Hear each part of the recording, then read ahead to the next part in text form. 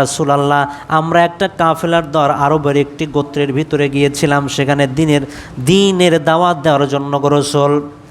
সেখানে আমাদের রাত হয়ে গেল, সেখানে আমরা তাঁবু টানালাম, রাত্রি যাপন করলাম, কিন্তু সেখানকার মানুষেরা হলো মুশরিক, ইহুদি খ্রিস্টানদের।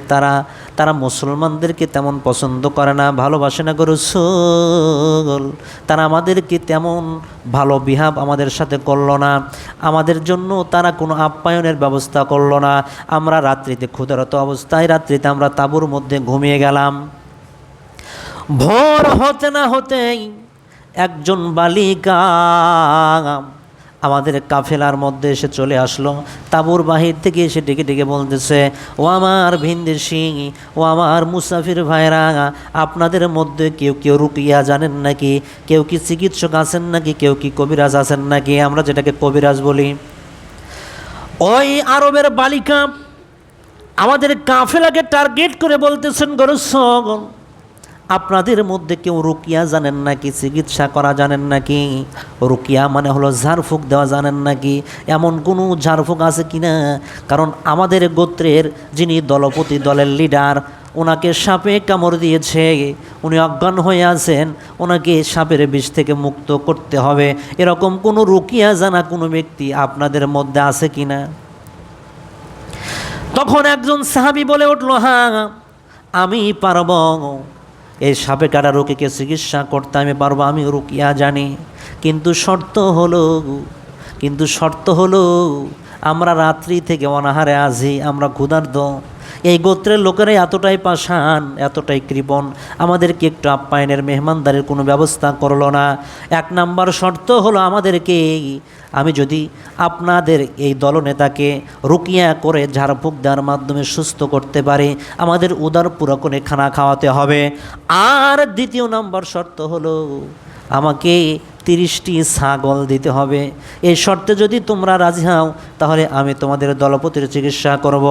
বালিকা রাজি হয়ে গেল, হ্যাঁ দিব, কোনো সমস্যা নেই, আমাদের পর্যাপ্ত পরিমাণ খাবার আছে, আমাদের পর্যাপ্ত পরিমাণ ছাগলের পাল রয়েছে, চলুন, আপনি চলুন।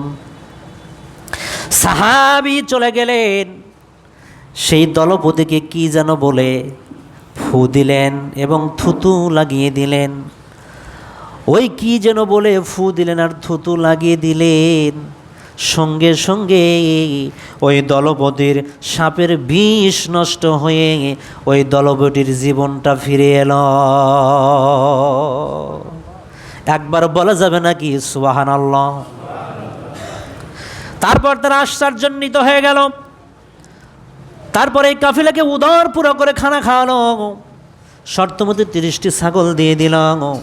এখন আল্লাহ রসুল বললেন, তোমরা এখন আমার কাছে কি জানতে চাও?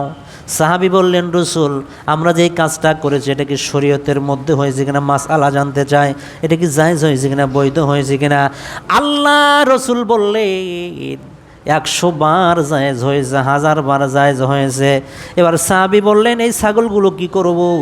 রসুল বললেন, এই ছাগলগুলো তোমাদের মধ্যে ভাগাভাগি করে নাও, আর এর একটা অংশ আমি রসুলের জন্য রেখে দিও। বলুন সুবহানাল্লাহ। ইসলামে ঝাড়ফুঁক জায়েজ, রুকিয়া জায়েজ, সাহাবীদের সুন্নাত, রসুলের সুন্নাত। ঝাড়ফুঁক করে, রুকিয়া করে, চিকিৎসা করে হাদিয়া নেওয়াটাও জায়েজ এবং সুন্নাতে সাহাবা। আল্লাহর হাবিব বললেন, সাহাবী রে, তুমি কি এমন বাণী তেলাওয়াত করে তুমি ঝাড়ফুঁক দিয়েছিলে যার কারণে মানুষ সুস্থ হয়ে গেল? সাহাবী বললেন, রসুল গো, আমি সূরাতুল ফাতিহা 7 বার তেলাওয়াত করে ওই ব্যক্তিকে ফু দিয়েছি এবং থুতু লাগিয়ে দিয়েছি বিষের জায়গায়। রব্বুল আলামিন সূরা ফাতিহার বরকতে ওই ব্যক্তির সাপে কাটার অংশটা বিষমুক্ত করে ব্যক্তিটাকে সুস্থ করে দিয়েছে। আল্লাহর হাবিব বললেন, তুমি জানলে কিভাবে? সাহাবী বললেন, রাসূল, আপনি তো বলেছেন, হাদিস শরীফের মধ্যে আসছে, ফি ফাতিহাতিল কিতাবি শিফাউম মিন কুল্লি দামিন। মিশকাত শরীফের হাদিস 2170 নম্বর হাদিসের মধ্যে এসেছে। আল্লাহ রসুল বলেছেন, এই সূরাতুল ফাতিহা এমন একটি বারাকাময় সূরা, সকল রোগের মহা ঔষধ এই সূরার মধ্যে আল্লাহ পাক দিয়ে দিয়েছে। এটা যেন সকল রোগের শিফা। এই জন্য হাদিসের মধ্যে এসেছে সূরা ফাতিহার নাম হলো সূরাতুশ শিফা, মানে চিকিৎসার সূরা। এছাড়াও আল্লাহ রাব্বুল আলামিন সূরা বানি ইসরাঈলের মধ্যে ১৭ নম্বর সূরার নাম হলো সূরা বানি ইসরাঈলের ৮২ নম্বর আয়াতের মধ্যে বলছেন, ওয়ানুনাজ্জিলু মিনাল কুরআনি মা হুয়া শিফাউন ওয়া রাহমাতুল লিল মুমিনিন।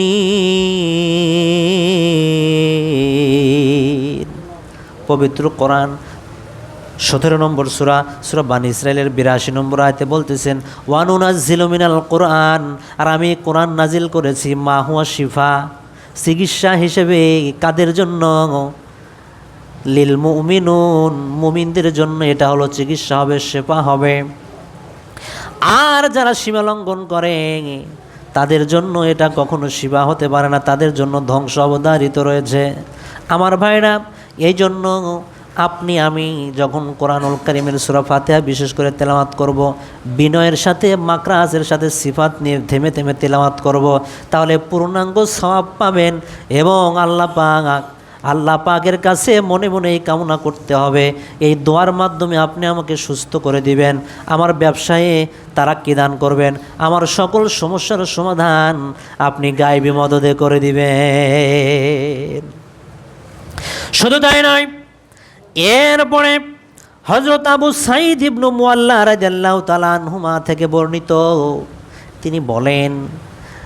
তিনি বলেন কুনতু উসাল্লি, আমি একদিন মসজিদ নববীর মধ্যে নামাজ আদায় করতেছিলাম, নামাজরত অবস্থায় ছিলাম।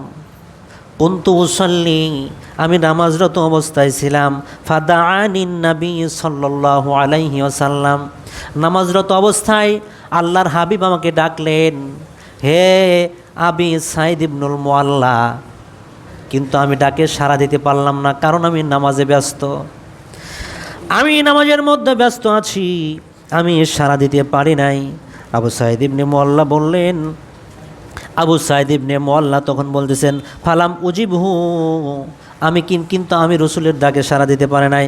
বাদাস সালাতেই, আমার সালাত আদায়ের পরে, কুলতু ইয়া রাসূলুল্লাহি সাল্লাল্লাহু আলাইহি ওয়াসাল্লাম, আমি রসুলের কাছে গেলাম, গিয়ে বললাম, ইয়া রাসূলুল্লাহ, আপনি আমাকে ডেকেছিলেন, আমি নামাজের মধ্যে ছিলাম, আমি আসতে পারি নাই গো রাসূল, আপনি কি বলবেন? কেন আমাকে ডাকলেন গো রাসূল, আমাকে বলুন। নবীজি তখন বললেন, আবু সাঈদ ইবনুল মুআল্লা বলেন, আমার হাতটা চেপে ধরলেন রাসূল, এবং মনক্ষুণ্ণ, মনটা একটু মলিন ভাব।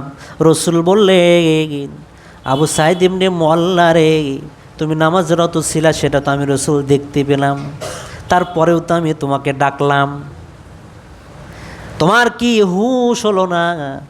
আল্লাহ রসুল সচক্ষে আমার নামাজ পড়া দেখতেছে, তারপরে আমাকে ডাকলেন, তাহলে বিষয়টা কেমন হয়ে গেল? একটু ভাবার বিষয় ছিল তোমার। আবু সাঈদ ইবনে মুআল্লা, আল্লাহ পাক কি কোরআনে বলেনি?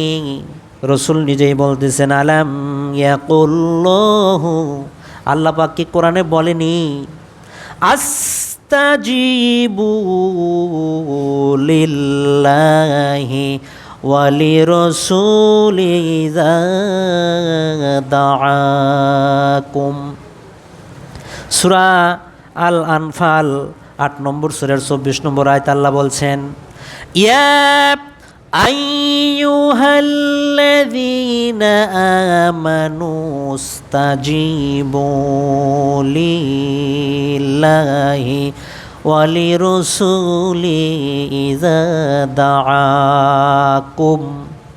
সূরা আনফালের ২৪ নম্বর আয়াতে কি আল্লাহ বলেনি, হে ঈমানদারগণ,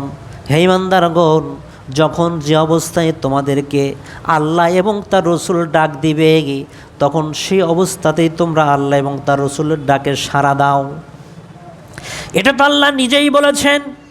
সুতরাং তুমি নামাজ পড়তেছিলে, এটাও যেমন আল্লাহর হুকুম, আমি রসুল তোমাকে নামাজের মধ্যে ডেকেছি, সুতরাং নামাজ ভঙ্গ করে দিয়েই আমি রসুলের ডাকে সাড়া দেওয়াটাও হলো আল্লাহ পাকের হুকুম।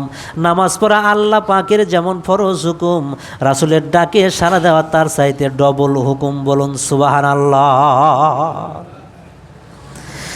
তখন আবু সাঈদ ইবনুল মুআল্লা বললেন, রসুল গো আমি বুঝতে পারিনি, এখন বলুন আপনি আমারে কি বলবেন। আল্লাহ রসুল বলেন, আবু সাঈদ ইবনে মুআল্লা রে, আমি কি তোমাকে কোরআনের এমন একটি গুরুত্বপূর্ণ সূরার কথা, শ্রেষ্ঠ সূরার কথা বলবো না, যেই সূরা কোরআনের মধ্যে এত বড় বরকতময় সূরা দ্বিতীয় আর কোনো সূরা নাই? আমি কি সেটা বলবো না? আমি মসজিদ থেকে বের হওয়ার আগেই তোমাকে বলবে বলে নবীজি হাত ধরলেন। এরপরে কিছুক্ষণ পর যখন নবীজি মসজিদ থেকে বের হওয়া নিলেন, তখন আবু সাঈদ ইবনুল মুআল্লা বললেন, রসুল গো আপনি কি যেন বলতে চেয়েছিলেন? কোরআনের মধ্যে সর্বশ্রেষ্ঠ সূরার কথা বলতেছিলেন, সেই সূরাটা কি গো রসুল, আপনি আমারে জানান। তখন রসুল বললেন, আলহামদুলিল্লাহি রাব্বিল আলামিন, হাযা সাবউল মাসানি ওয়াল কুরআনাল আযীম। এই আবু সাঈদ ইবনে মুআল্লা, সেটা হলো সূরাতুল ফাতিহা রে। এই সূরাতুল ফাতিহা এমন একটা শ্রেষ্ঠতম সূরা, এমন সূরা, বরকতময় সূরা কোরআনের আর একটাও নাই, যেটা সাবউল মাসানি। আল্লাহ পাক কোরআনে এই সাবুল মাসানি নামেই এই সূরাকে টার্গেট করে বলেছেন, ওয়ালাকাদ আতাইনাকা সাবআম মিনাল মাসানি ওয়াল কুরআনাল আযীম। একবার বলা যাবে নাকি আল্লাহু আকবার? পবিত্র কোরআন 15 নম্বর সূরা, সূরা আল হিজর এর 87 নম্বর আয়াতে বলছেন, হে রাসূল ওয়ালাকাদ আতাইনাকা, আর আমি আপনাকে দান করেছি, আমি আপনার উপর নাজিল করেছি সাবআম মিনাল মাসানি, 7টি আয়াত বিশিষ্ট একটি সূরা, যেটা বারবার তেলাওয়াত করা হয়, বারবার তেলাওয়াত করা হয়। অর্থাৎ যেই সূরাটা বারবার তেলাওয়াত করা হয় সেটা হলো সূরাতুল ফাতিহা। যত দোয়া, সর্বোত্তম দোয়া রয়েছে এর মধ্যে, এবং সর্বোত্তম প্রশংসা রয়েছে এর মধ্যে, সর্বোত্তম গুণকীর্তন রয়েছে এটার মধ্যে। সুবহানাল্লাহি ওয়া বিহামদিহি সুবহানাল্লাহিল আযীম। সম্মানিত সুধী, এই জন্য এই দোয়াটা, এই সূরাটা বেশি বেশি তেলাওয়াত করব। হযরত আলী রাদিয়াল্লাহু তাআলা আনহু বলে,